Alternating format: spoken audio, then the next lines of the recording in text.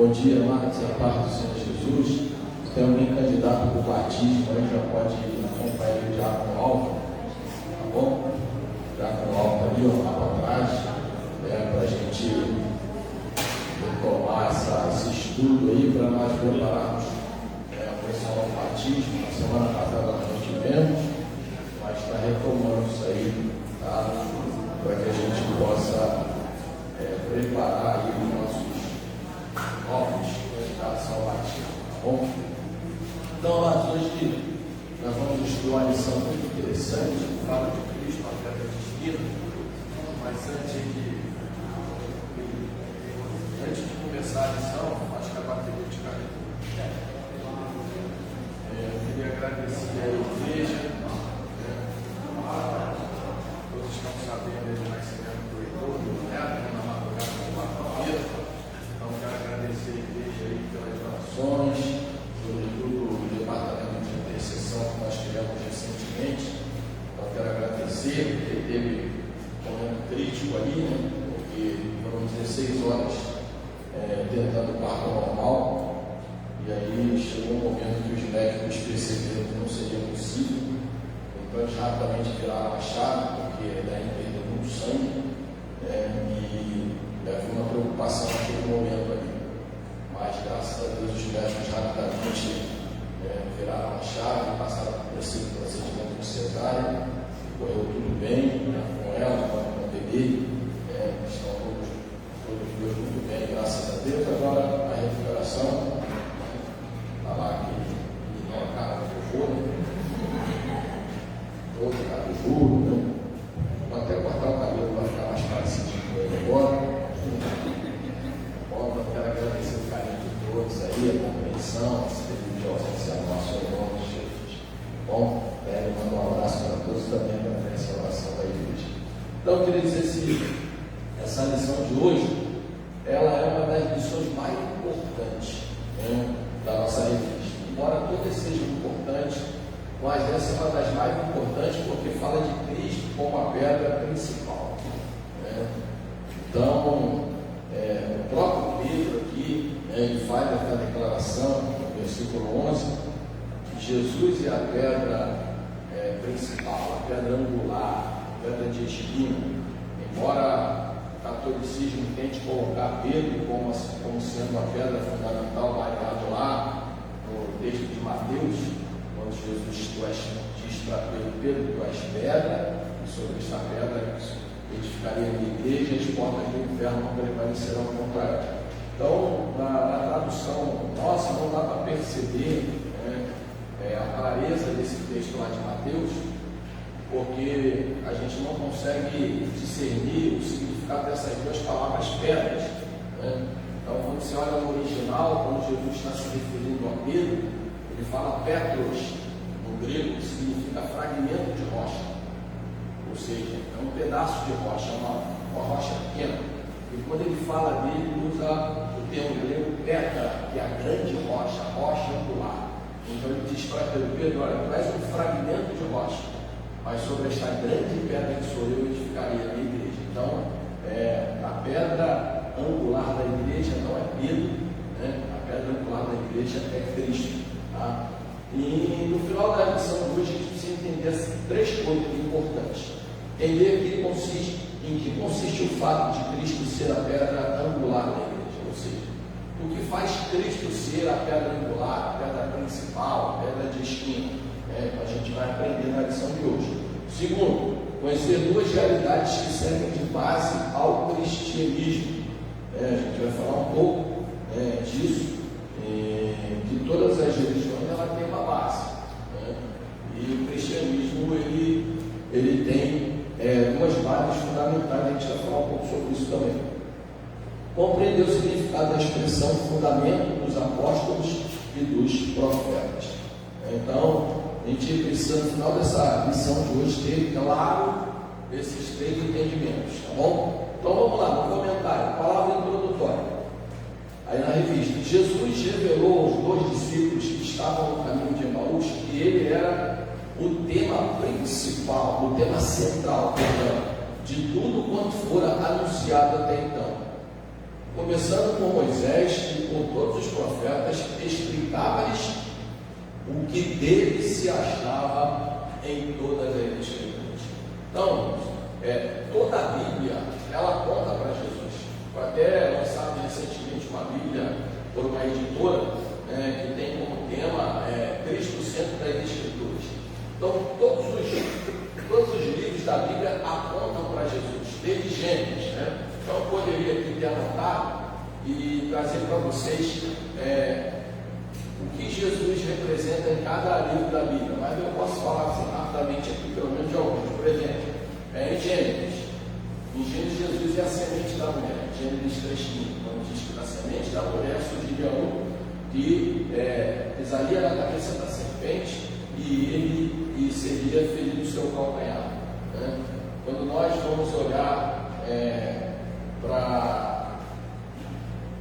quando a gente chega ali em Deuteronômio, Êxodo, Pentateuco, a gente vai ver Jesus sendo uma figura do tabernáculo. Ele é a expiação dos nossos pecados. A gente vai ver no livro dos profetas, ele é o grande profeta. Então, ao longo de toda a Bíblia, ela está sempre apontando para Jesus, porque Jesus é o centro, é o centro da mensagem bíblica. Então, isso é um desafio grande para a igreja hoje. Não só hoje, já há alguns anos, mas muito mais hoje, porque tem surgido muitas coisas e tem desviado Jesus do centro. Tem colocado outras coisas no centro, tem colocado personalidade no centro, tem colocado instituições no centro. Então, muito perigo, há um perigo muito grande, perdão, aqui corrigindo a minha fala, há um perigo muito grande quando você vê na fachada de uma igreja a figura de uma pessoa. Por quê? Porque o fundamento da igreja não é pessoa, não são pessoas, não são personalidades. Então, é um perigo muito grande quando pessoas começam a seguir homens.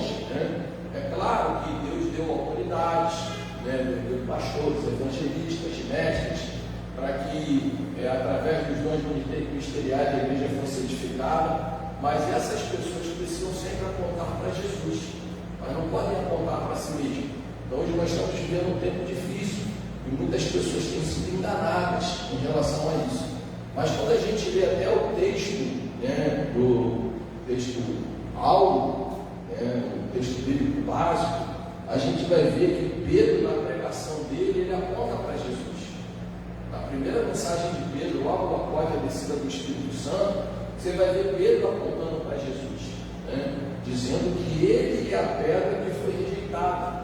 Então ele estava falando em nome de Jesus, porque eles queriam saber na autoridade de quem Pedro fazia aquelas coisas. Estava sendo questionada a questão de um milagre que havia acontecido. Então, Pedro começa a fazer referência sobre Jesus, ele começa a apontar para Jesus, ele começa a dizer que ele fazia aquelas coisas em nome de Jesus, aquele que foi morto e ressuscitou no terceiro dia. E com isso ele foi preso por causa dessa situação. Então vamos lá. Se você quiser fazer alguma pergunta, você tem liberdade, você acena com o dedo, tá bom? E é só fazer a pergunta que a gente, sabendo, a gente vai tirar sua dúvida, não sabendo, a gente também deixa para os outros irmãos, se alguém souber responder. Não sabendo, a gente anota e vai estudar um pouquinho mais e trazer as respostas para vocês. Tá? Então, Cristo, o fundamento da igreja. Aqui na revista do Mestre, fala o seguinte: Paulo, o apóstolo dos gentios, ensina-nos ao menos duas grandes lições relacionadas a este princípio. Então, duas coisas que nós precisamos entender e ficar muito claro na nossa mente, é a questão de que, primeiro, a igreja como edifício de Deus, ela está sobre o fundamento dos apóstolos, dos profetas, tendo Jesus Cristo como pedra de esquina. Efésios 2:20, abram aí, por favor, para a gente ler esse texto. Então, são duas coisas já que a gente precisa guardar. Primeiro é essa, e a segunda é 1 Coríntios 3:11. Tá? Então, alguém abre em 1 Coríntios 3:11 e outros abrem em Efésios 2:20. Tá? Então, 1 Coríntios 3:11 fala que Jesus, ele é o fundamento. Pode?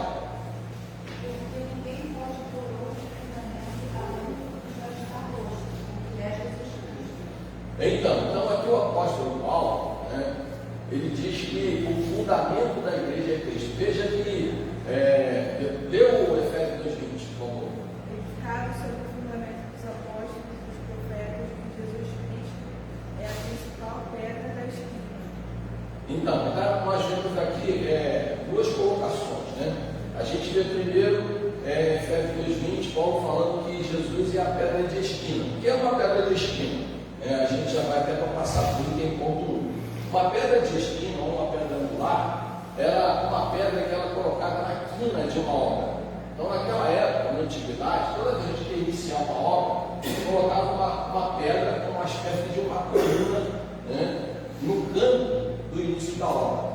Então, toda a parede que fosse levantada, ela ia se apoiar naquela pedra, né? Então, é chamado pedra de esquina justamente por isso, que ela ficava numa quina e formava um ângulo de 90 graus, onde se levantava toda a estrutura do prédio. Então, aquela pedra ali, ela que sustentava toda a construção. Hoje a gente sabe, né, que o que sustenta toda a construção é o que? Não somente as colunas, mas são os alicerces. Então, sempre que vai fazer uma obra, né, se coloca, faz primeiro o que o pessoal chama de sapata, né?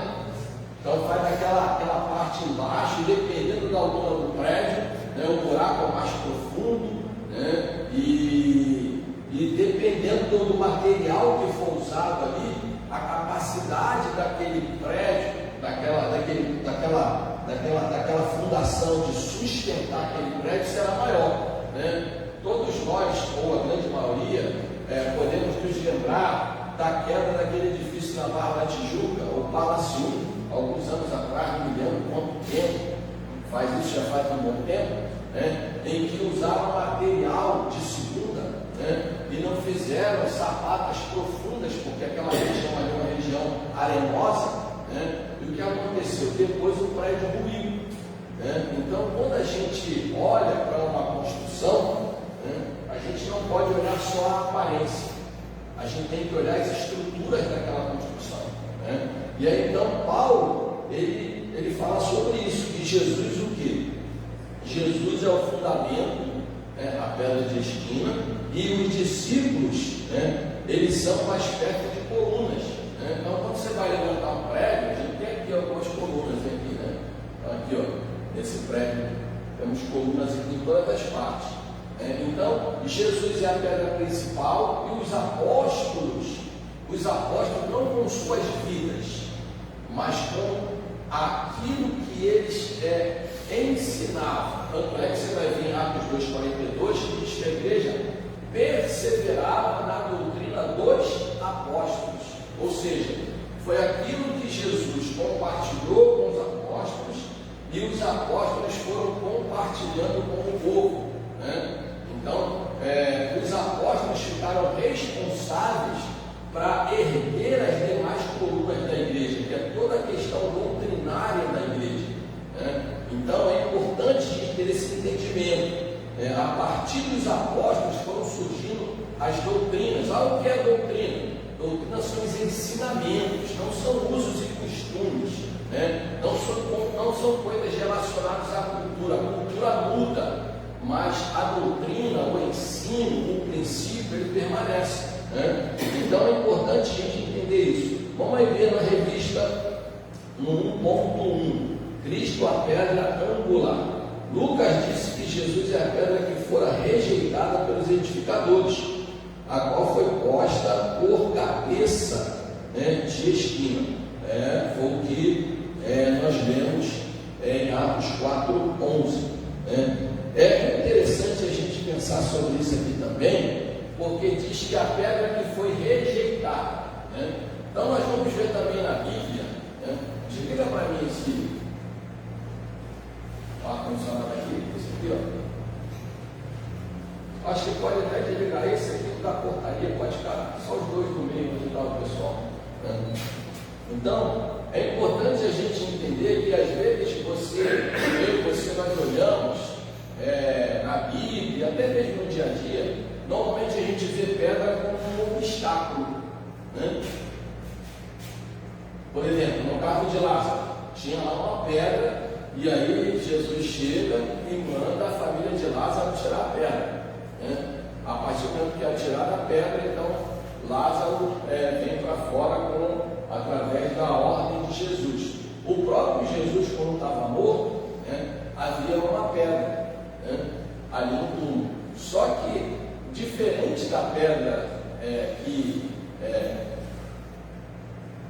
fechava a porta da sepultura de Lázaro, diferente dessa pedra que fechava a sepultura de Jesus, a pedra que fechava a sepultura de Jesus não impedia Jesus de sair. Na verdade, impedia as pessoas de entrar, porque Jesus saiu dali mesmo com a pedra no local, né? Então, quando os anjos removem a pedra, não é para Jesus sair, é para os discípulos entrarem e testemunharem o milagre, né? Na vida deles, em todo o contexto religioso da época. Então é importante a gente entender isso. Por quê? Porque no primeiro momento Jesus foi rejeitado, né? Isaías 53 fala disso, que ele foi rejeitado, não havia aparência nem formosura dele, né? Então no primeiro momento ele foi rejeitado como pedra principal. Por quê? E aí quando a gente vai estudar um pouquinho mais, né, existe o Talmud, que é uma espécie de lei oral judaica que complementa o Pentateuco. Então eles criaram uma série de regras religiosas, né, que eles colocavam aquilo como base para que o Messias enviado realmente ele cumprisse todas aquelas regras que existiam no Talmud. Só que Jesus, quando ele se revela como Filho de Deus, na verdade ele não vem cumprir as regras que foram estabelecidas pelo Talmud, muito pelo contrário, ele vem cumprir aquilo que o Pai havia estabelecido para que fosse realmente comprovado que ele era o Messias, né? Então aí a gente vai ver, ele nasce de uma virgem, ele nasce em Belém, né? Ele veio para salvar o mundo, ele nasce dentro de um contexto religioso muito pesado, ou seja, Jesus contrariou tudo aquilo que os religiosos esperavam que ele fizesse, né? Sobretudo dentro do campo político, né? Eles aguardavam que Jesus libertasse o povo de Israel do jugo do Império Romano, né? Que era uma promessa desde lá da antiguidade, porque o povo de Israel foi oprimido ao longo de toda a história por diversos impérios.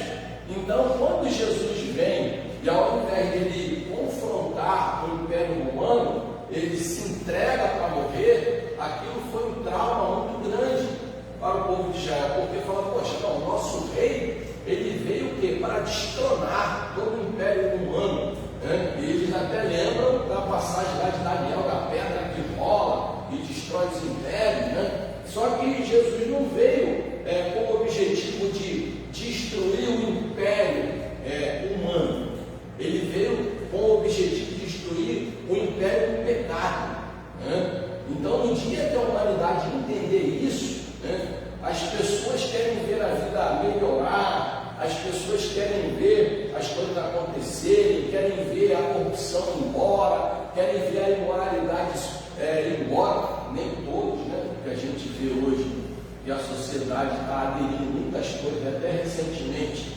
na América, agora foi criado um programa de stand-up que o cara fica contando piada pelado, sabe? E já está vindo para o Brasil esse negócio, e o povo fica tudo batendo palma, o cara peladão ali, contando piadinha, né? E aí eu abro e fecho um parênteses muito rápido aqui, eu fico bobo, irmãos, como é que o povo evangélico vai atender a assistir stand-up, o cara contando piada de crente, e o povo morrendo de rir, o cara desviado do evangelho, contando piadinha de crente, e o povo aplaudindo isso. Crente está lá aplaudindo, é uma coisa impressionante, ainda está pagando para assistir aquilo ali, né? Então, voltando aqui para a revista, né? No primeiro século da era cristã, a menção cabeça de esquina aludia a pedra colocada no ápice do templo de Jerusalém.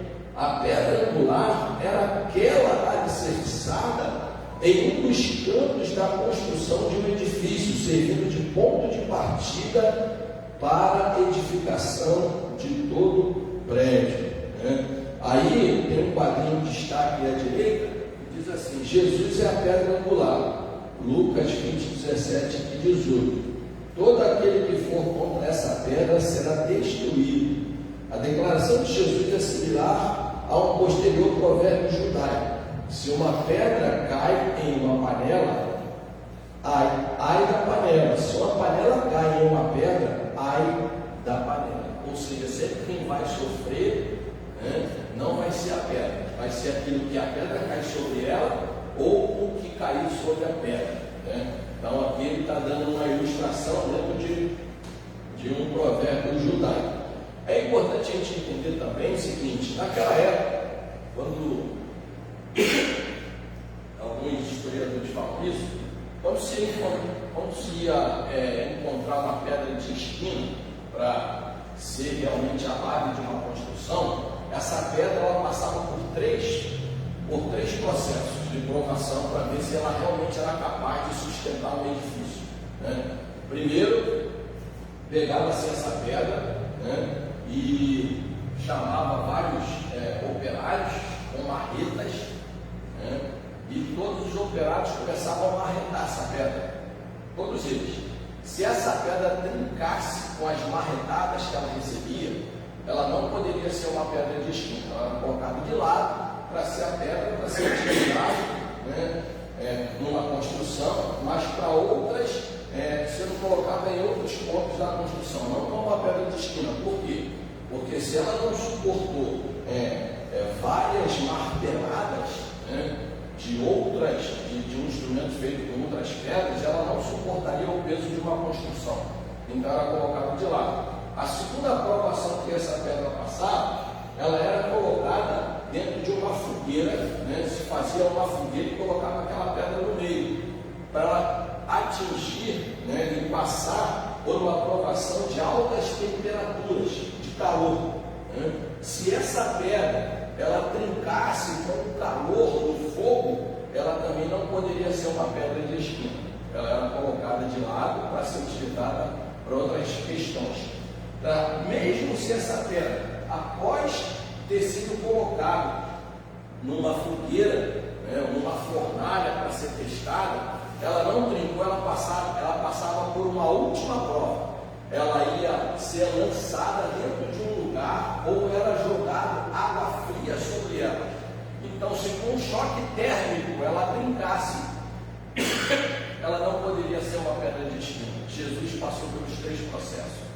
Jesus foi martelado, Jesus foi chicoteado, Jesus foi traído, Jesus foi abandonado, Jesus foi transpassado, mas ele, como pedra de esquina, não trincou. Jesus foi elevado à mais alta temperatura emocional, psicológica, mas ele também não trincou. E depois dele ter sido elevado às mais altas temperaturas emocionais e psicológicas, ele foi jogado numa tumba fria.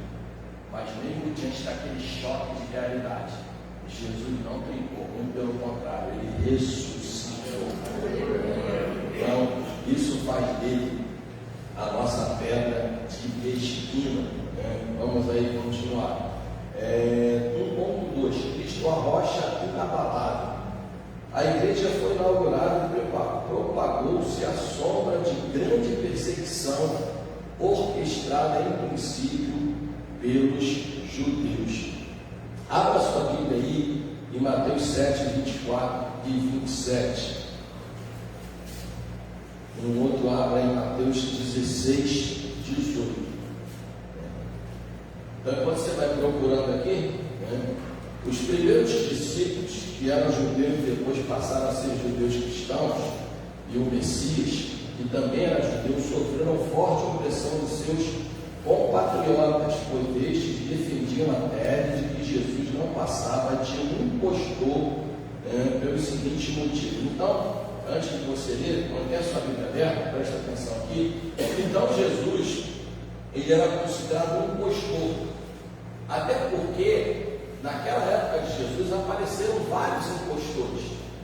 Lembra que quando Jesus começou a pregar, e foram questionar acerca dele, falaram: olha, deixa ele pregando assim, se aí for realmente de Deus, isso vai continuar.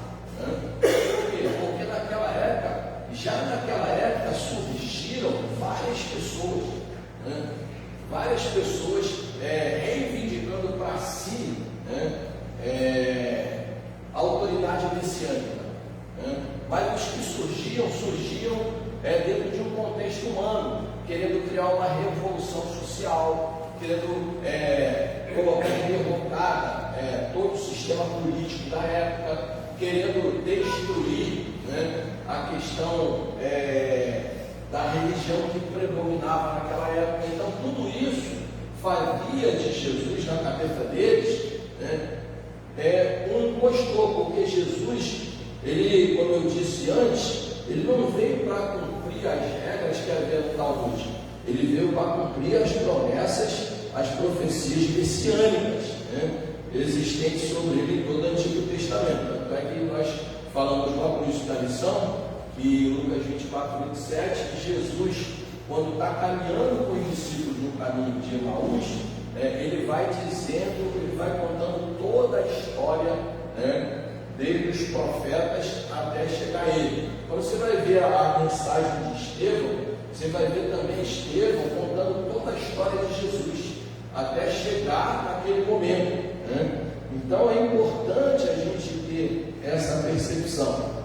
Então, João 10, 30, 33. Eu vou abrir aqui, porque vocês já abriram as passagens que eu pedi vocês para ler já, mas eu quero ler aqui João 10, 33.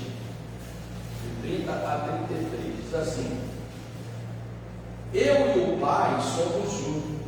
Novamente pegaram os judeus em pedras para me atirar.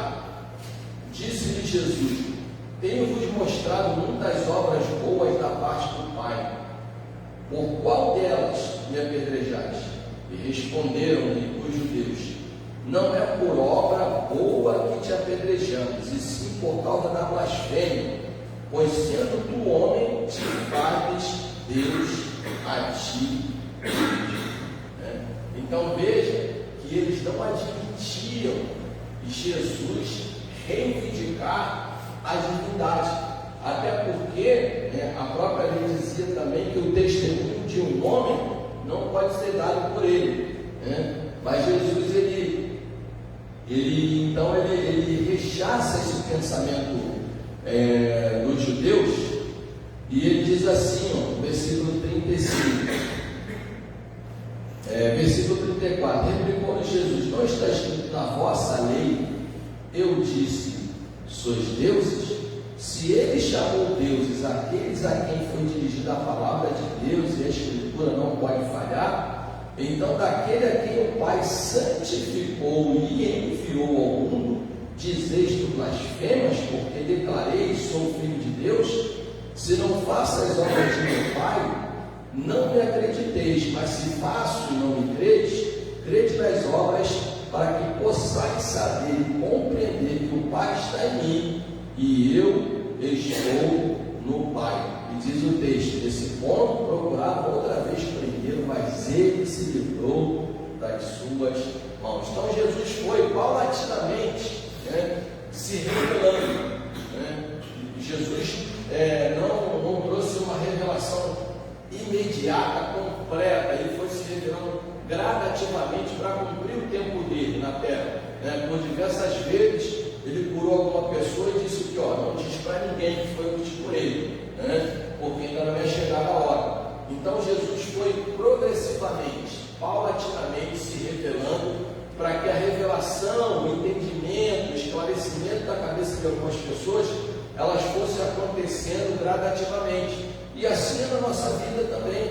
Jesus ele vai se revelando gradativamente, e será assim até a volta de Jesus, porque nós nunca teremos uma revelação plena da pessoa de Cristo, porque Ele é Deus, e na eternidade nós vamos continuar conhecendo Deus por toda a eternidade. Essa que é a grande verdade, Então, voltando aqui para a revista, vamos ler os dois textos que eu pedi aí, para vocês separarem. Podem ler, por favor? Mateus 7, 24 a 27.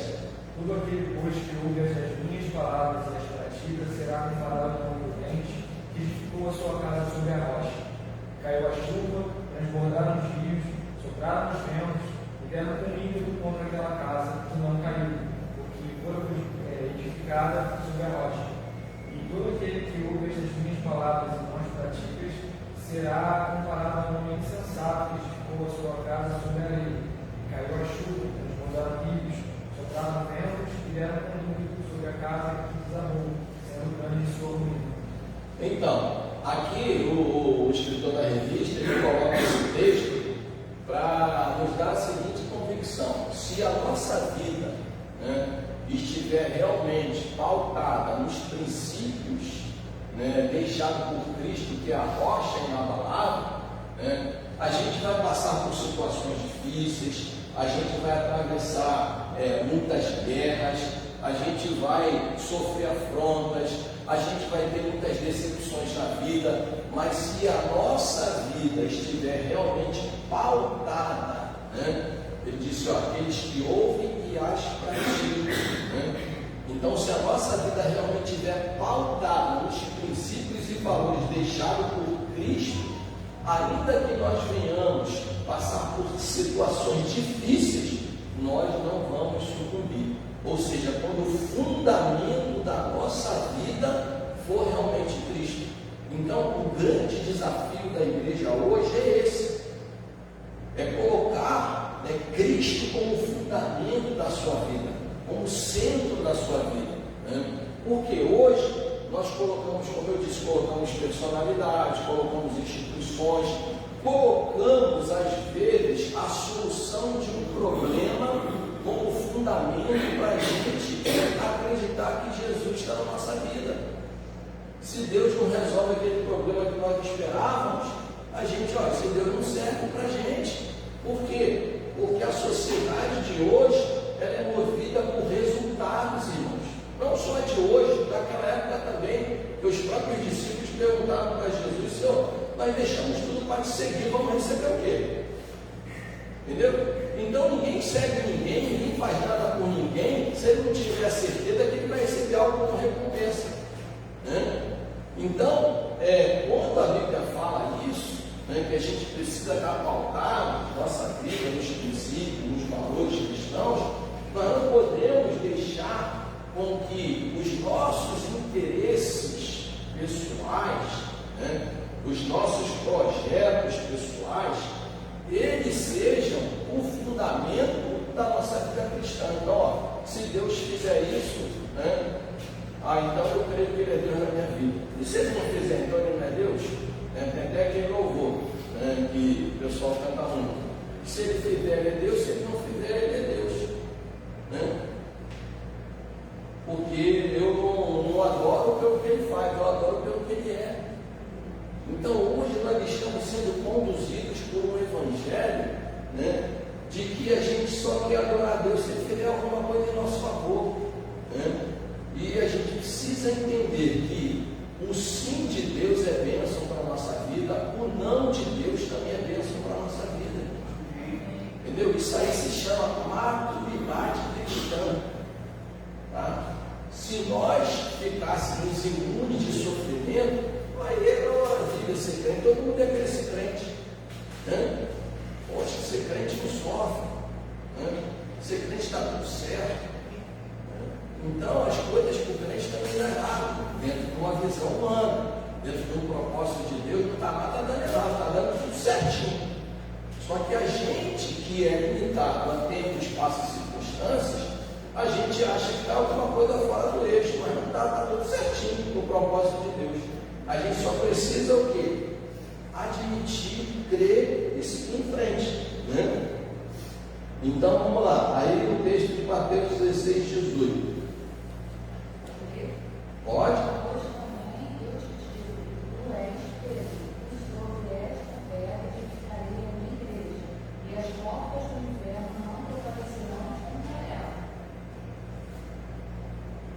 Então, as portas do inferno não prevalecerão contra a igreja, irmãos. Então, quando ele fala isso, ele não está falando da Assembleia de Deus, ele não está falando da igreja batista, ele não está falando da igreja metodista, da presbiteriana, ele não está falando do CNPJ, ele está falando da reunião, da Assembleia Universal, também não é da Igreja Universal, né? Que se apropriaram desse nome, né? Porque quando diz lá que a Assembleia Universal, né? Assim como a Igreja Católica se apropriou do termo católico, que também significa universal, né? Então, ele está falando aqui da Igreja Universal, de todos os crentes no mundo inteiro, lavados e remidos pelo sangue do Cordeiro. É o que Paulo diz: nem a morte, nem a altura, nem a profundidade, né? Nenhuma outra criatura poderá nos separar do amor de Deus que está em Cristo Jesus. Essa precisa ser a nossa tônica, essa precisa ser a nossa base, né? Porque hoje ser crente é fácil, irmãos.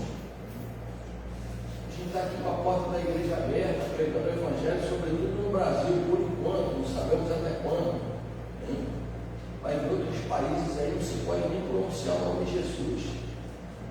Por enquanto, pela graça de Deus, esperamos que assim continue até Jesus voltar para buscar a sua igreja. A gente pode abrir as portas da igreja, a gente pode estudar a Bíblia, a gente pode orar, a gente pode cultuar, né? Então, isso é um privilégio para a gente precisa aproveitar isso. Então, quando a Bíblia diz que as portas do inferno não prevalecerão contra a igreja, né? Veja só que coisa interessante, né? Então, não é a porta da igreja. Olha só, isso aí é muito interessante a gente fazer essa analogia. Então, a gente precisa entender que o inferno ele não tem poder para empurrar a porta da igreja. Porque se nós fecharmos as brechas, ele não entra. Mas então como é que o inferno está entrando na igreja? Como é que o espírito do engano, do anticristo, está entrando na igreja? Porque as portas da igreja estão abertas para receber esse tipo de coisa, né? Eu vim até no carro ouvindo uma mensagem da Melodia, né? E aí o pastor estava falando sobre quando Paulo estava preso e ele ficou sozinho, né? Ele diz que Demas, o meu amigo, ele amou este século e foi embora. Então ele falou de 3 amigos que ele tinha. Ele falou de Demas, ele falou de Tito, que foi para Tessalônica, e ele falou de um outro lá que eu não lembro agora o nome, e depois falou de João Marcos, que tinha se separado dele, né, quando houve aquela discussão entre Barnabé e Paulo por causa de João Marcos. E ele falou: olha, traz João Marcos porque ele vai ser útil ao meu ministério, né? Mas o que me chamou a atenção foi a figura de Demas. Demas amou o presente século. O problema da igreja hoje, a igreja está amando o presente século. A igreja está amando mais o presente século do que a Jesus, sabe? E isso abre as portas da igreja para penetrar no interior da igreja uma série de coisas mundanas, né? Então o texto diz que a porta do inferno que não vai prevalecer contra a igreja, ou seja, é a igreja que precisa estar avançando, irmãos, né? Então é a igreja que tem que enfiar o pé na porta do inferno para resgatar quem está lá e trazer para cá. Só que hoje está acontecendo o inverso. O inferno está entrando na igreja e está atraindo os crentes para tudo aquilo que o mundo oferece, né, de coisas que não edificam na vida do crente. Então nós precisamos entender, não podemos deixar com que isso invada a nossa vida pessoal, a nossa família, né? Nós não podemos ter uma vida cristã. Eu dizia hoje pela manhã, lá em casa, antes de ir para a igreja, nossa vida cristã não pode ser resumida a 2 horas de culto, irmãos. A gente precisa fazer a diferença em todos os lugares onde nós estivermos. De repente você não precisa nem ficar falando verbalmente vezes a nossa vida, ela vai ser uma mensagem para muitas pessoas. Poxa, por que você age assim?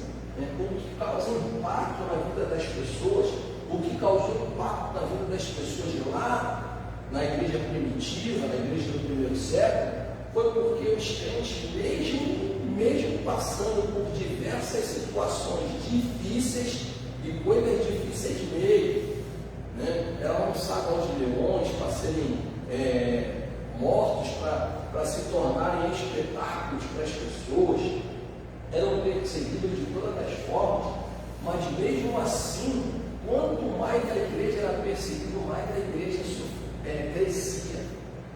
Já percebeu que um crente ele cresce espiritualmente quando ele está num processo? Eu até brinco aqui na igreja. Tu vê o irmão querendo estar na igreja todos os dias, pastor, tem segunda-feira? Tem não, só.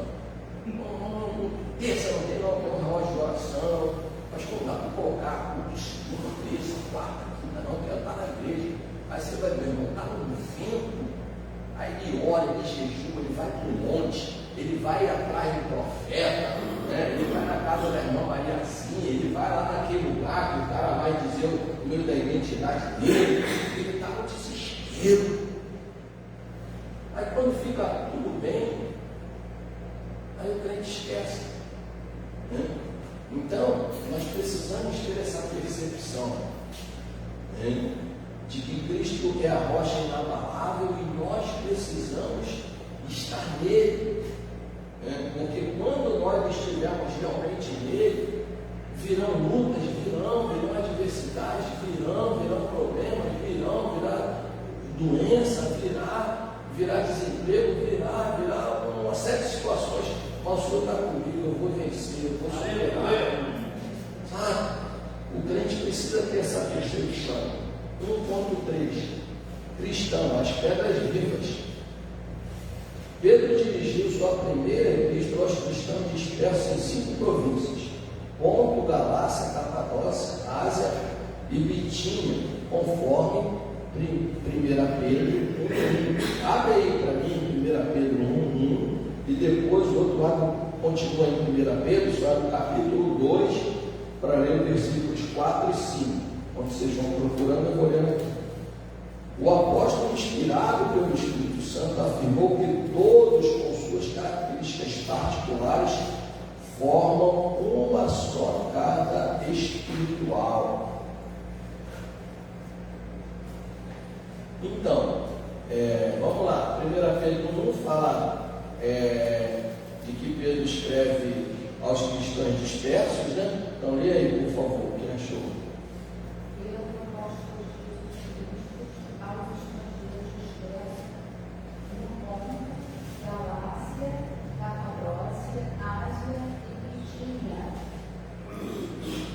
Então, esses crentes eles foram dispersos por causa da perseguição. Veja como a perseguição fez a igreja o quê?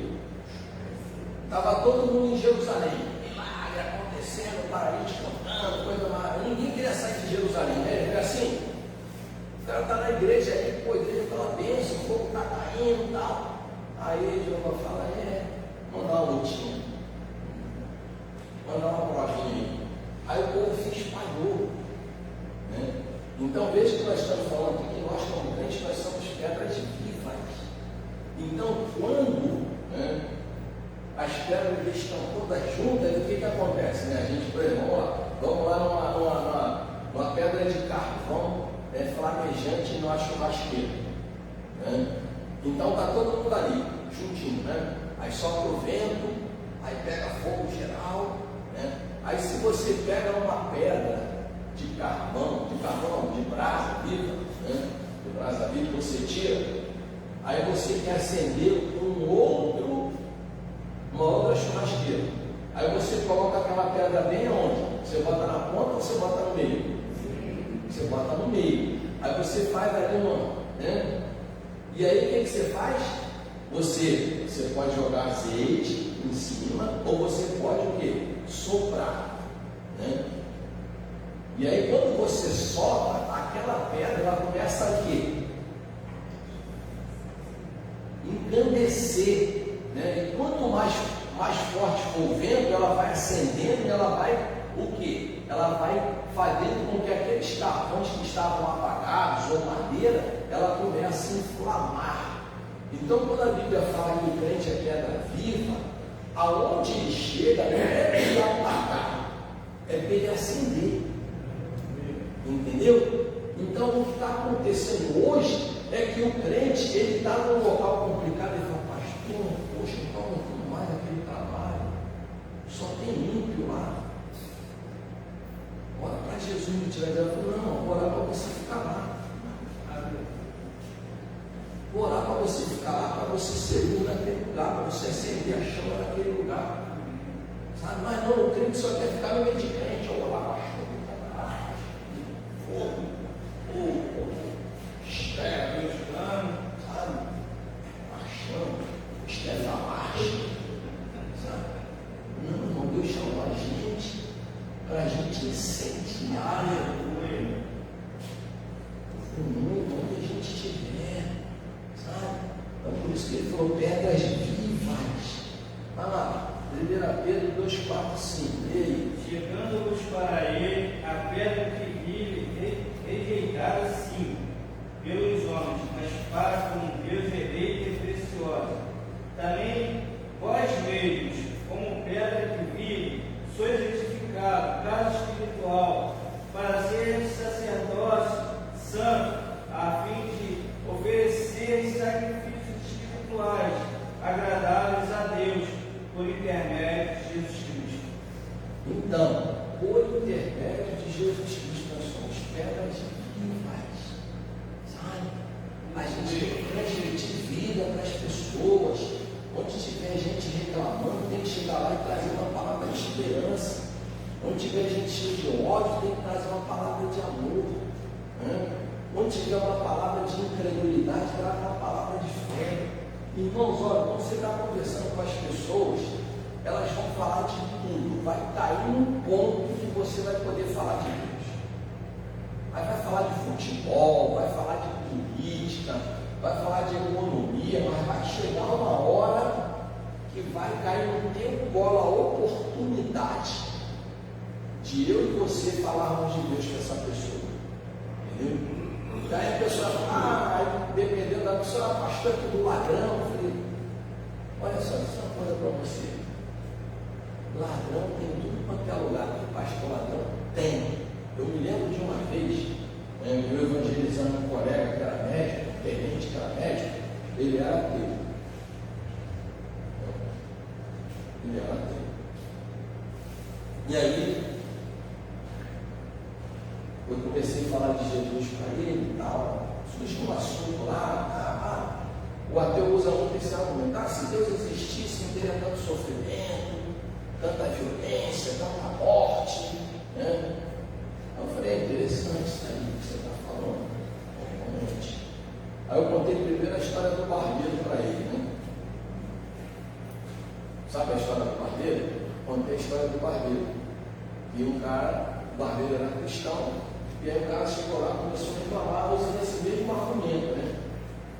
De que se Deus existisse, não tinha imoralidade, violência, corrupção. Aí o barbeiro cortando o cabelo dele, né? Aí, próximo do barbeiro, tinha um cara, um mendigo, barbudo, sujo, cabeludo na esquina. Aí ele falou assim, quando você passou, veio para cá, você viu um cara ali na esquina, ali todo sujo, barbudo, cabeludo? Vi. Aí ele falou assim, então, você está aqui numa barbearia. Se existe barbeiro, por que aquele cara está cabeludo e barbudo lá? Porque ele não procura o barbeiro. Se ele procurasse o barbeiro, o cabelo dele seria cortado, seria parado sua barba, né? Ele está sujo porque ele não quer tomar banho. É falta de banheiro? É falta de água para tomar banho? Não, porque ele não procura o local onde ele pode ser limpo. Eu falei para ele assim, é Deus. Deus está aqui aguardando o homem de braços abertos. Aí ele falou, mas pastor, tu é ladrão, não sei o que, ele assim: eu nunca vou entrar numa igreja. Eu falei: sabe, não, você foi um negócio sério mesmo. Ué, por que você está falando isso? Eu falei assim: pô, eu vi esses dias no jornal um cara que é médico. Um cara médico fez uma das maiores atrocidades aí com uma mulher no consultório dele, violentou a mulher, ele era ginecologista. Eu nunca vou deixar minha mulher ir no médico, no ginecologista, e nem eu nunca vou entrar no hospital. Os caras imoral, não é assim não. Não é assim não, isso aí é o cara que está fora do negócio, com os médicos. Eu falei: é. Então a mesma coisa com o pastor, irmão. Em todo lugar tem gente sem vergonha, ladrona, mau caráter, mas por causa disso você vai deixar de ir lá? Porque tem um monte de gente, mas tem pastores sérios, trabalhando com seriedade, pregando a palavra verdadeira. Ele nunca tinha pensado nisso, então passa a pensar nisso, vai domingo lá na igreja fazer uma visita. Entendeu, irmãos? Então as pessoas querem usar argumentos para fugir, né? Então nós precisamos ter a palavra certa na nossa boca, né?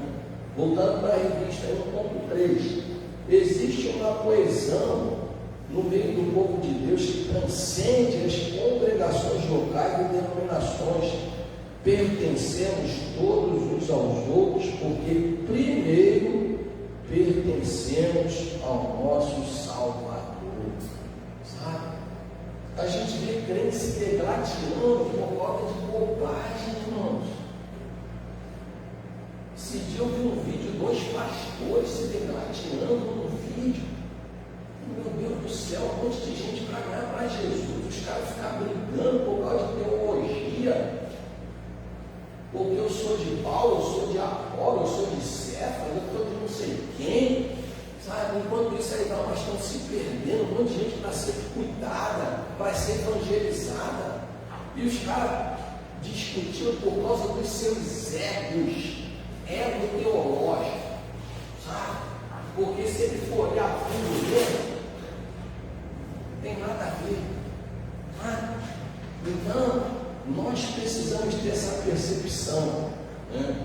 Nós pertencemos uns aos outros, porque primeiro pertencemos ao nosso Salvador. Abra a Bíblia aí, Efésios 2, 19 a 21, vamos ler esse texto.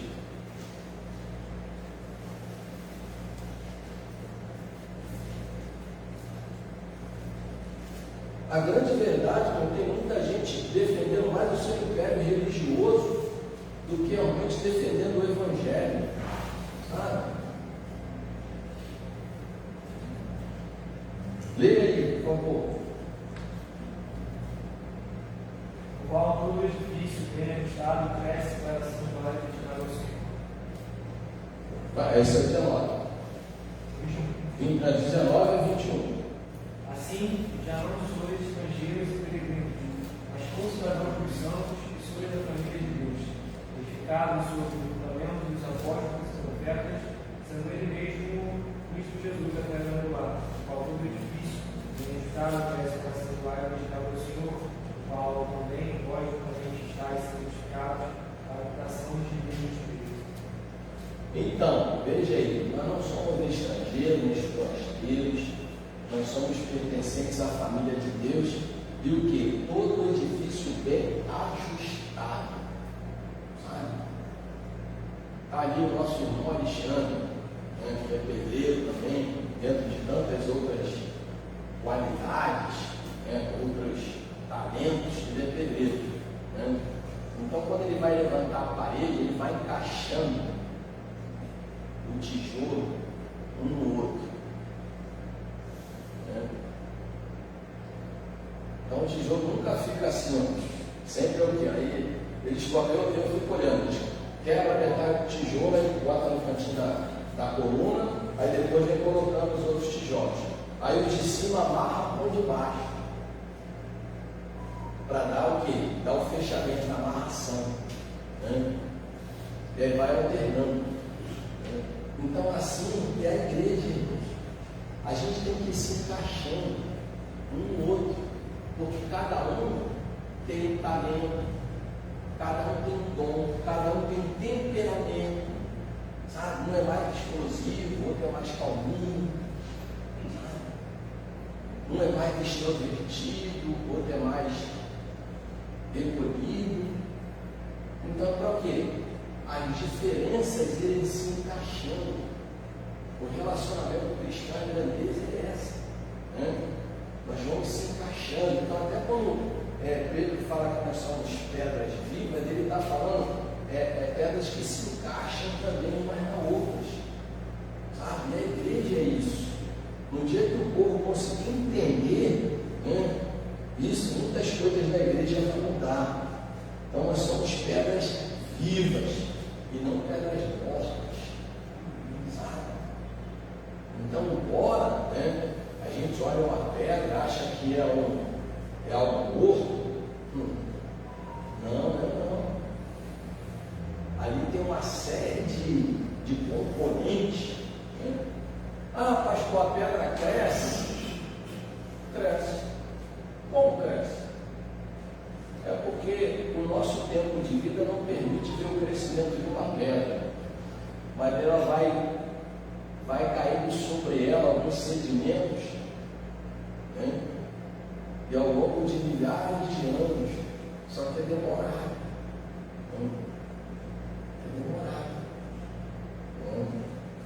Não cresce da forma com que a gente conhece crescimento. A gente vê, por exemplo, aí, essas montanhas, que o interior dela é rocha, né? Mas depois o quê? Foram sendo depositados sobre ela a poeira, né? E hoje se tornou uma montanha que tem floresta, né? Que tem uma série de outras coisas. Então vamos lá. 2. As bases do cristianismo. Cristianismo aqui está na revista do professor. É a designação dada à religião que se desenvolveu tendo Jesus como pedra principal. Então, isso é uma designação, né, dentro de um contexto social, né? Tudo na nossa vida é dado um significado, uma designação. Então, dentro dessa designação, num contexto social religioso, é uma religião que se desenvolveu tendo Jesus como pedra principal, né? E aí diz assim: no cristianismo, seus adeptos são desafiados a desenvolver uma fé viva em Jesus, viver um estilo de vida segundo o dele e buscar continuamente a identificação com ele. Abra aí Filipenses 2,15 e Romanos 6. Não vai dar para ler de 1 a 14, mas vamos ler pelo menos até os 3 versículos. Então, Filipenses 2,15, lê, por favor, quem achar. Para que vos torneis irrepreensíveis e sinceros, filhos de Deus, impáveis no meio de uma geração pervertida e corrupta, na qual resplandeceis como zelo. Lê o 14. Fazem tudo sem murmurações nem contendas. Então aí o apóstolo Paulo está passando algumas instruções à igreja de Filipos. Ele diz: olha, vocês vão ter que fazer tudo isso segundo Cristo, para que vocês possam resplandecer como astro diante de uma geração corrompida e perversa. O que é um astro? O que é um astro celeste? Uma estrela, sol, né? Então ele se destaca, a estrela se destaca no meio da escuridão, né? Então está querendo dizer que nós precisamos ser destaques no meio da escuridão, das trevas desse mundo, do pecado, da corrupção, né? Então ele diz que a gente precisa ser revelado como um astro. É aquele texto que diz: vós que estáis rodeados de tão grande nuvem de testemunhas. Ou seja, irmãos, as pessoas olham para nós como igreja e querem nos ver diferente. As pessoas não aceitam um crente vivendo igual ao mundo. Não aceitam. Ao ponto de algumas pessoas que para ser crente igual a você, eu preciso ficar no mundo, prefiro ficar no mundo. Que crente é você, rapaz? Não dá testemunho nenhum. Às vezes o ímpio está exortando o crente, principalmente quando ele está num ambiente assim, né? No trabalho, no colégio, e aí ninguém sabe que ele é crente, né? Chega um momento que ele acaba, não tem como, acaba, ué, crente, cara, está de brincadeira comigo. Há poucos dias aí, uma dessas, aquela escurinha gordinha, desviada ela, aquela artista aí famosa aí, Jojo Todinho, ela dando bronca nos crentes que estavam indo cantar em baile funk, porque ela largando o ar em cima dele, porque na época eu estava na igreja. Então, olha só, desviada, porque na época eu estava na igreja, eu vivia numa Bíblia, agora eu vejo esses crentes aí se disfarçando, esse pessoal se disfarçando de crente, aí vai tomar vergonha na tua cara, é o jeitão dela, né? Sabe? As pedras estão clamando, irmãos. A gente viu lá bem o Consuelo, lá no bairro do Carnaval, lá. Sabe? As pedras mortas estão clamando e as pedras vivas estão se calando. Sabe? Aí Romanos 6, lê aí. Alguém?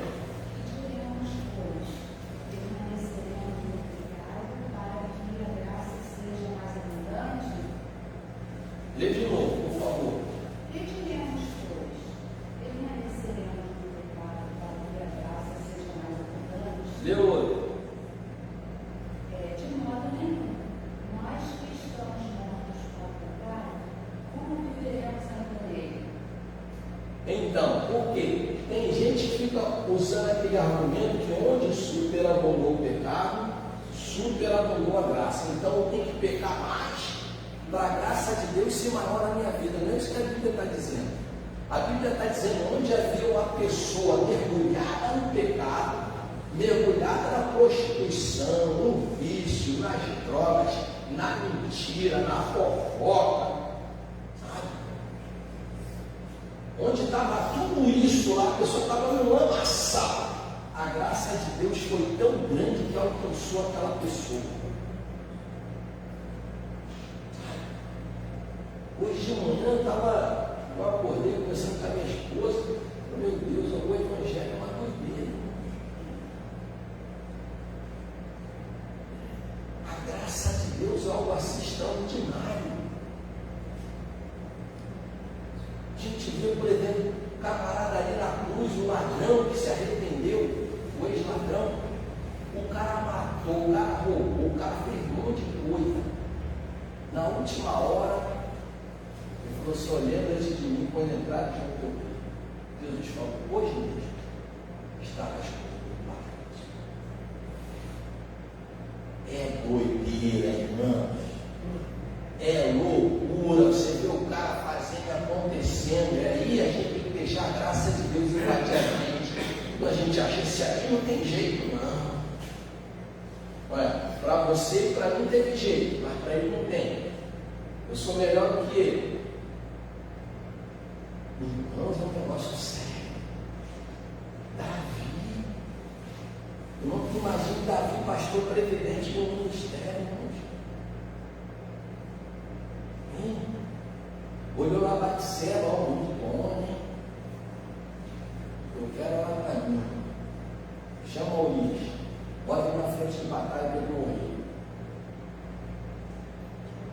E aí o Luiz morre. Ele vai ficar com a mulher do Luiz. Então, imagina o pastor presidente fazendo um negócio desse. Acabou o ministério. Todo mundo vai embora da igreja. Só que Davi se arrepende. Eu não estou fazendo apologia de pecado aqui não, tá? Eu estou fazendo apologia da misericórdia de Deus. Ele se arrepende de verdade. Sofreu consequência do pecado, porque todo pecado tem consequência. O perdão não exige ninguém da consequência do pecado. Sofreu. O Senhor falou assim: a espada não vai se apartar da tua casa. inferno. Mas Deus manteve a promessa. Misericórdia de Deus. Coisa de doido. E aí aqui o texto está falando sobre isso, né? Que nós precisamos ter essa percepção. A base do cristianismo, né, é o quê? O amor, a misericórdia, a bondade, toda essa refletida em Jesus. 2.1. Jesus é o homem Deus. O Senhor Jesus só poderia nos redimir se assumisse como homem todas as paixões e fraquezas. Se, como predisse Isaías, como ovelha muda, fosse levado ao matador e desse a sua vida por nós. Aí um quadrinho aí, uma palavra aqui de Napoleão, olha só o que ele diz.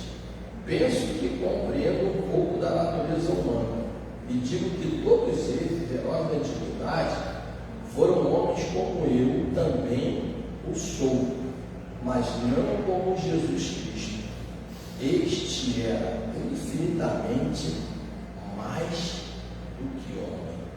Ou seja, cara, não é normal uma pessoa só ser homem e fazer o que esse homem fez. Ou seja, ele não é simplesmente, né, uma rádio e a religião budista, né, do Oriente, lá chama o homem perfeito. Não, ele é o próprio Deus. Ele é o próprio Deus encarnado. Ele não é somente um ser iluminado. Ele é o próprio Deus encarnado. Ele não é só mais um profeta. Ele é o próprio Deus encarnado. Então a gente não pode perder essa percepção. Jesus é o homem Deus. Ele era 100% homem e 100% Deus. Por que ele se fez homem e veio habitar entre nós? Por quê? Porque só ele se tornando homem, ele poderia saber tamanha a dificuldade de viver nessa terra, tamanho sofrimento, né? Tamanho desafio. Como é que eu posso falar para você que eu sei que você está sentindo se eu nunca senti aquilo? Né? A Bíblia diz que ele é o nosso advogado. Como é que um advogado, né, ele vai lutar por uma causa se aquela pessoa não expor para ele tudo aquilo que ela está passando para que ele possa defender a sua causa? Né? Então, quando ele se faz homem, ele veio passar por tudo que nós passamos. Sabe aquela desculpinha que de vez em quando a gente dá? Né? Assim que tu nunca passou o que eu já passei. Né? É fácil você dizer, eu te entendo. Não tem de nada, você nunca passou pelo que eu passei. Você tem uma dor de parto. O homem não sabe o que é dor de parto, como nunca pariu uma criança. Entendeu? Ele pode saber a dor de uma cesárea, embora ele não tenha feito cesárea. Mas quem passou por uma cirurgia que teve que abrir barriga, que nem eu abri 2 vezes, poxa, ele sabe o que a mulher passa. Né? Então, ninguém pode falar que depressão é uma frescura se o cara nunca passou por depressão. Entendeu? Então, quando Deus ele vem e se faz homem, ele veio sentir as nossas dores. Por isso que lá em Êxodo disse: eu vi as suas aflições e senti as suas dores. Porque dentro da eternidade, irmãos, tudo já aconteceu. A gente está num contexto limitado de tempo, mas na eternidade tudo já aconteceu.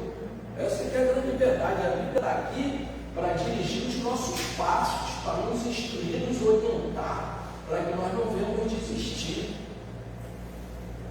A Bíblia diz que a igreja existe antes da fundação do mundo. Entendeu? Então há uma diferença aí que a gente tem que entender de presciência e determinismo. É isso que muita gente não entende. mas não é o assunto de hoje. Né? Então aqui fala do Jesus homem. A obra de redenção tornou-se possível por intermédio do Verbo, né? Mesmo possuindo todos os atributos humanos, também era Deus. João 1,14, abre aí. E outro abre em Efésios 2,1. Já estamos caminhando aqui para o terceiro ponto. Rapidamente, João 1,14. O Verbo se fez carne e habitou entre nós, cheio de graça e de verdade, vimos a sua glória, glória como unigênito do Pai. Se fez carne, se tornou humano. Né? Então, a humanidade está relacionada a tudo que nós sofremos. Né? Só que a Bíblia diz que ele sofreu tudo sem pecado. Efésios 2,1.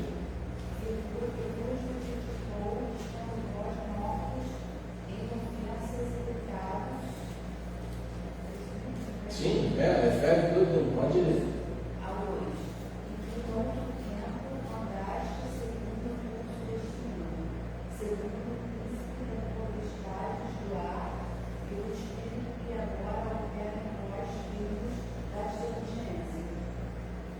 Então, nós vivíamos em ofensa e pecado, debaixo do espírito da desobediência, mas Jesus veio para nos resgatar. Ele se fez homem para nos resgatar de tudo isso, para levar sobre ele todas essas coisas, todas as maldições que o pecado, né, nos colocou numa condição de escravo, como subjugado às consequências do pecado. Né? 2.1. As implicações da humanidade de Jesus, de Cristo. Jesus foi concebido pelo Espírito Santo no ventre de uma virgem. No entanto, seu nascimento e desenvolvimento ocorreu de forma natural, como de qualquer outro ser humano. Ou seja, embora ele tenha sido concebido pelo Espírito, todo o crescimento dele foi natural, como homem. Então Jesus comia, fazia pelo menos 3 refeições por dia. Jesus ficava cansado. Jesus, quando estava em Cafarnaum, só podia estar em Cafarnaum, não podia estar em Cesareia.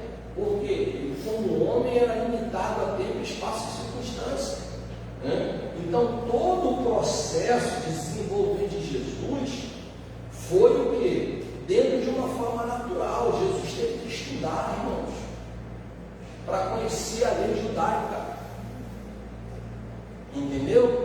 Então tem gente, como uma classe de gnósticos, que defendia a ideia de que Jesus ele era só uma aparição. Aquilo na cruz foi uma grande encenação. Jesus não sentiu nada daquilo. Entendeu? E aí quando a gente vai ver a Bíblia, a gente vê que o quê? Que Jesus não era uma aparição. Primeiro, ele nasceu, embora tenha sido concebido pelo Espírito Santo. A história relata que um dia nasceu um homem, o nome Jesus, que através do nascimento dele mudou a história, principalmente do Ocidente, né? Antes e depois de Cristo. Então, o Jesus histórico, né, ele é comprovado para que a humanidade de Jesus não seja questionada.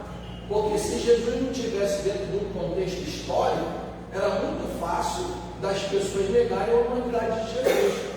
Não, teve ali um cara apareceu aí, andou pela terra, fez algumas coisas, depois desapareceu. Então é importante a gente ter essa percepção.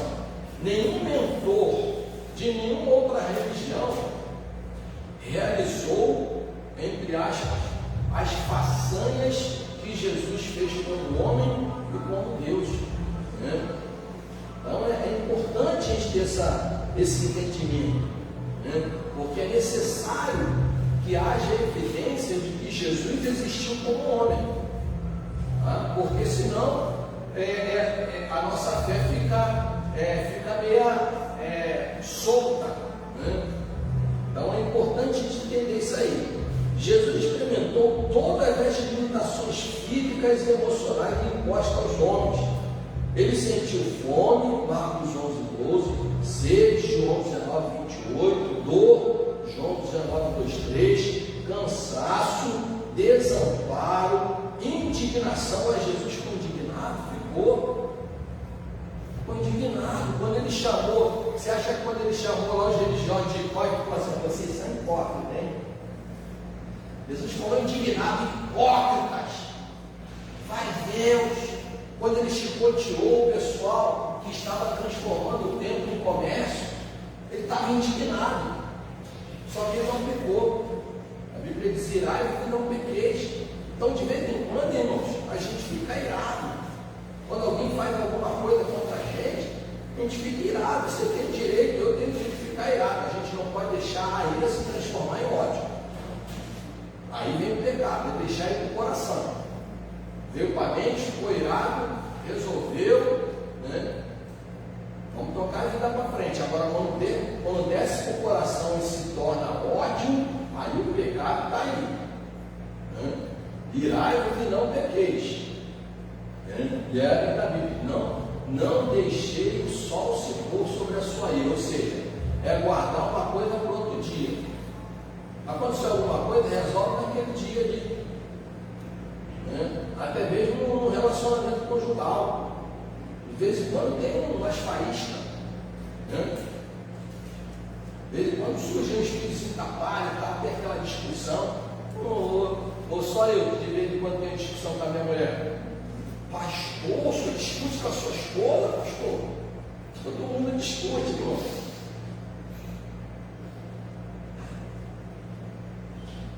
Tudo lá em casa a gente concorda com tudo. Para de graça. Não tem discussão de ideias. Só que é o seguinte, tem que chegar depois de um acordo, ó, resolvido aqui, e bola para frente. Pastor, o grande perigo de você não resolver na hora do problema, aí tu joga aquele problema para debaixo do tapete. Aí daqui a pouco outro problema surge. Aí não resolveu nem aquele. Isso. Aí muitas vezes tratamentos se acabam por causa disso. Exatamente. Causas mal resolvidas. Todo relacionamento, não só o casamento, todo relacionamento de amizade, trabalhista, relacionamento com Deus, mas da nossa parte, não da parte de Deus, entendeu? Então é importante isso, relacionamento pai e filhos. Então vamos lá, continuar aqui. As implicações da divindade de Cristo, né? Então, o que é a divindade de Cristo? São lá os atributos incomunicáveis de Cristo, como Deus. Então, atributos da divindade que são incomunicáveis, são transferíveis, né? A eternidade. Então, ninguém nunca vai ser eterno. Pastor, a gente não vai ser eterno? Não. Eterno é tudo aquilo que nunca foi criado, nunca terá fim. Nós seremos imortais. Um dia nós fomos criados, mas a alma não morre. Então, imortalidade é diferente de eternidade. É bom a gente entender isso. Então, o único eterno é Jesus.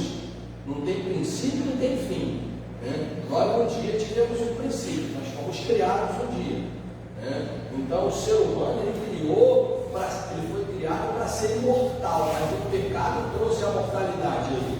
Mas através de Cristo nós resgatamos a nossa imortalidade, não a imortalidade física, mas a imortalidade da alma, né? Que morte significa separação. Então a pior morte que tem não é a morte física, é a morte eterna, é a separação eternamente de Deus, né? Então vamos lá. A Escritura afirma categoricamente que Jesus é o Filho de Deus encarnado, pela João 4,15. E as obras realizadas por ele revelam-nos a sua deidade, ou seja, ele é Deus. Ele criou todas as coisas, ele preserva a criação, né? Ele perdoa pecados, ressuscita mortos, é o grande juiz da terra. Então são atributos de Deus, né? Que o homem não tem. O homem tem alguns atributos de Deus, mas não tem os atributos que que são única e exclusivamente de Deus. O homem pensa, Deus deu a capacidade do homem pensar, Deus deu a capacidade do homem sentir, de fazer escolhas. Então, o homem ele é dotado de alguns atributos que foram concedidos a Deus, Deus concedeu a ele, mas atributos da divindade somente Deus tem. Os discípulos de Cristo identificam-se com ele. Abra aí 1 Coríntios 11:1.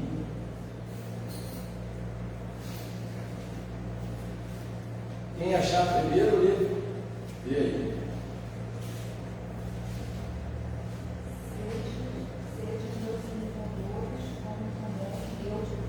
Então, Paulo falou para quem? Para a igreja de Corinto: sede meus imitadores, como eu sou de Cristo, porque um discípulo de Cristo se identifica com ele. Você não pode se identificar com outra pessoa a não ser Cristo.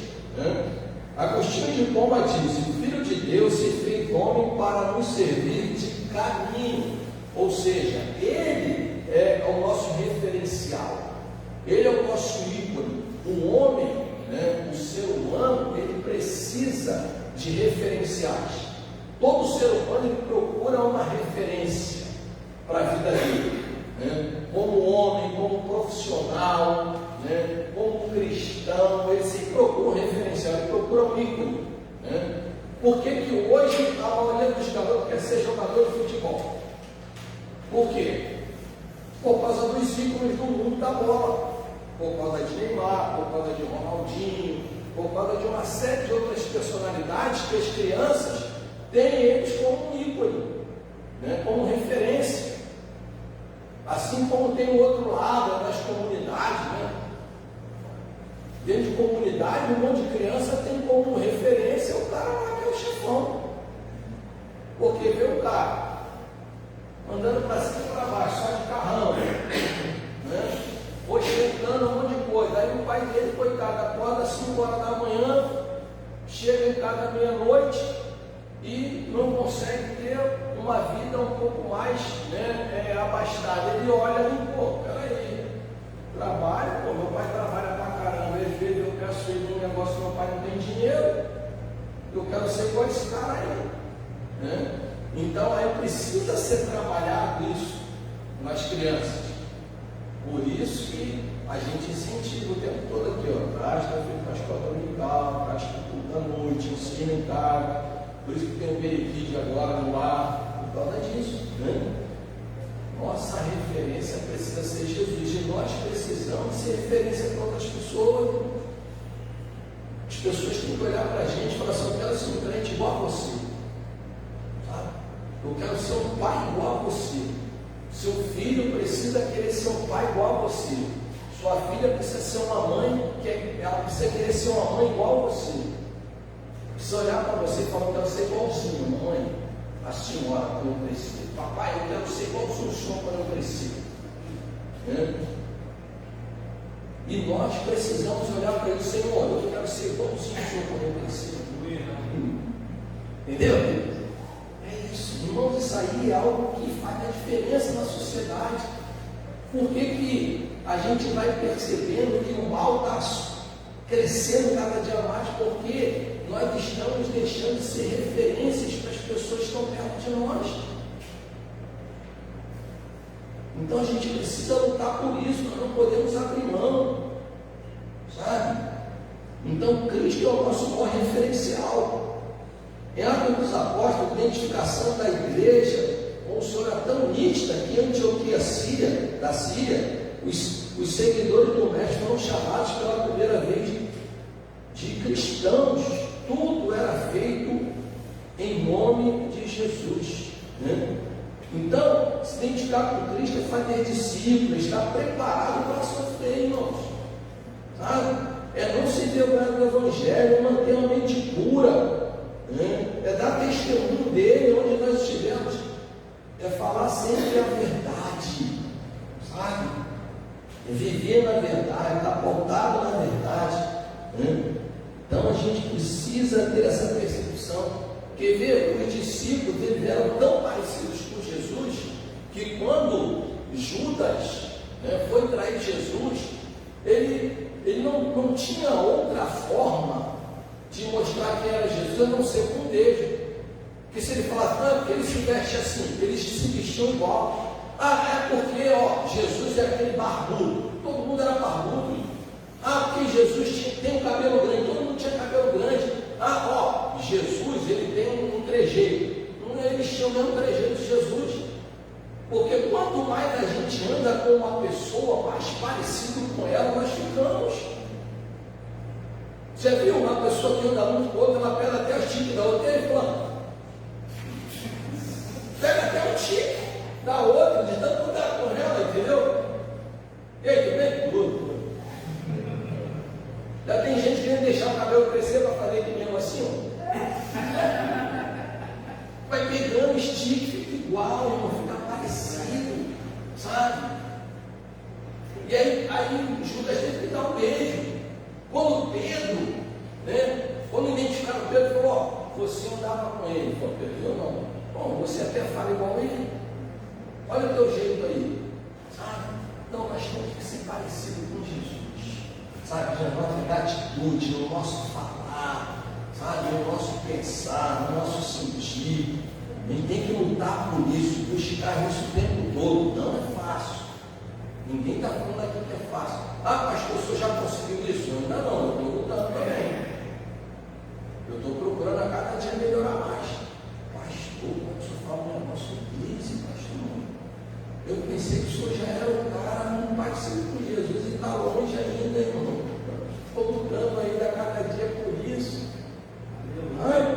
Cada dia a gente luta, pede a Deus, Senhor, me torna uma pessoa melhor, me faz um marido melhor, me faz um pai melhor, me faz um pastor melhor, me faz um obreiro melhor, me faz uma pessoa melhor. Senhor, eu quero ser melhor, sabe? Tem que buscar isso, queridos. Algo assim que eu acho muito interessante, o nosso linguajar realmente é diferente. As palavras que a gente usa no nosso dia a dia não é iguais às pessoas que não servem a Deus, né?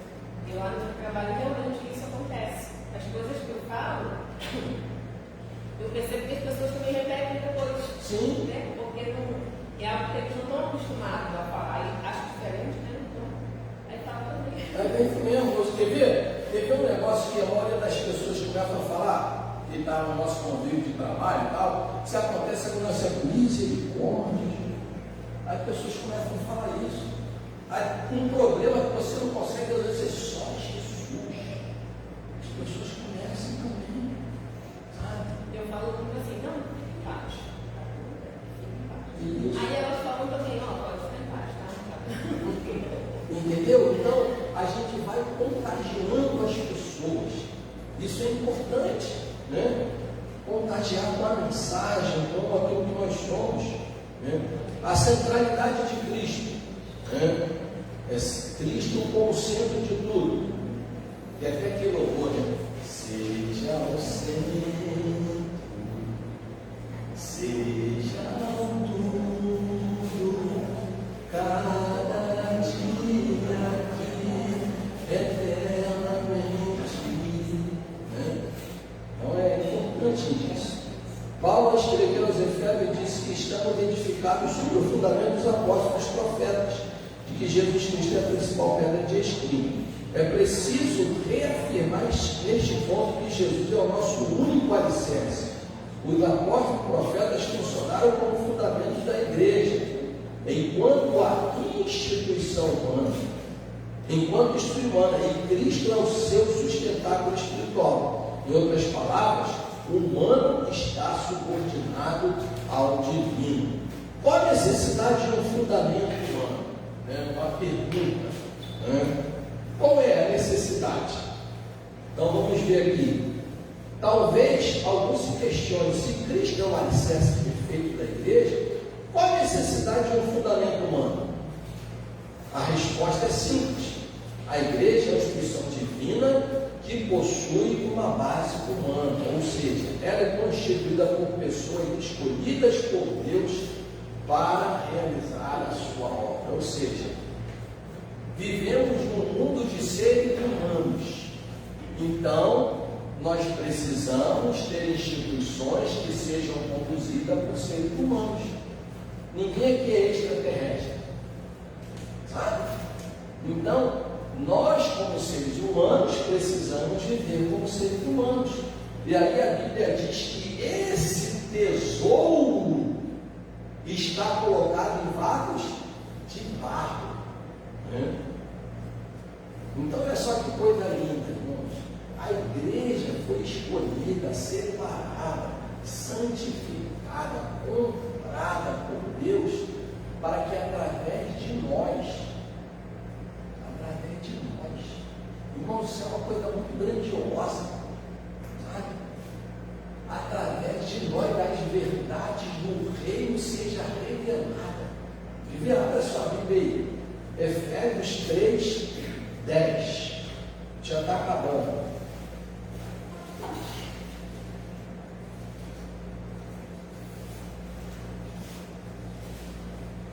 Efésios 3, 10 e 1 Pedro 2, 9. Efésios 3, 10. Quem achou, lê, por favor. Para que agora, pela igreja, a multiforme sabedoria de Deus seja conhecida dos principados e potestades nos céus. Irmãos, olha só, para que agora, porque antigamente não era pela igreja. Antigamente, quem propagava a mensagem do reino na terra? Quem era? Era hoje? Anjos. Antes, os anjos, depois vieram os profetas, né? Então a Bíblia diz que antigamente, lá em Hebreus 1, antigamente Deus falou aos homens de diversas maneiras através dos profetas. Então todas as vezes que Deus queria falar algo, Ele usava os profetas, Ele usava os anjos, mas diz que agora é pela igreja, é através da igreja, é através de nós. A multiforme graça e sabedoria de Deus seja conhecida dos principados e potestades no céu. Ou seja, irmãos, somos nós que temos esse privilégio, através da nossa vida, a multigraça de Deus se revela. Que coisa linda, irmãos. Aí vamos lá, 1 Pedro 2, 9.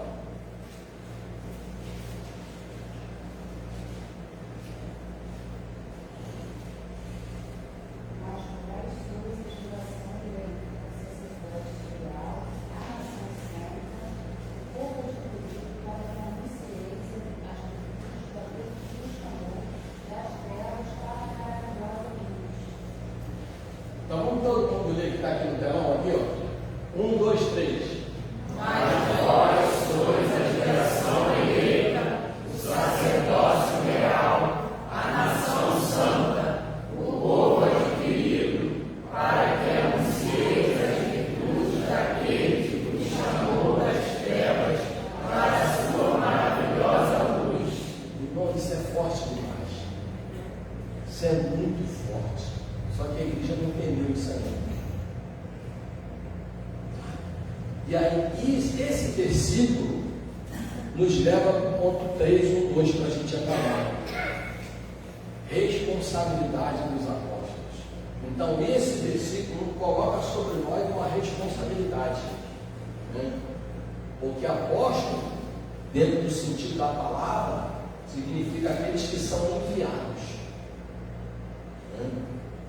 Então a igreja ainda continua sendo enviada com os 5 ministérios: o ministério apostólico, o ministério evangelístico, o ministério pastoral, o ministério de mestre, o ministério profético. Continua, né? Então, quando Jesus deixou este mundo para regressar ao Pai, Ele entregou a responsabilidade da igreja nas mãos de um colegiado apostólico.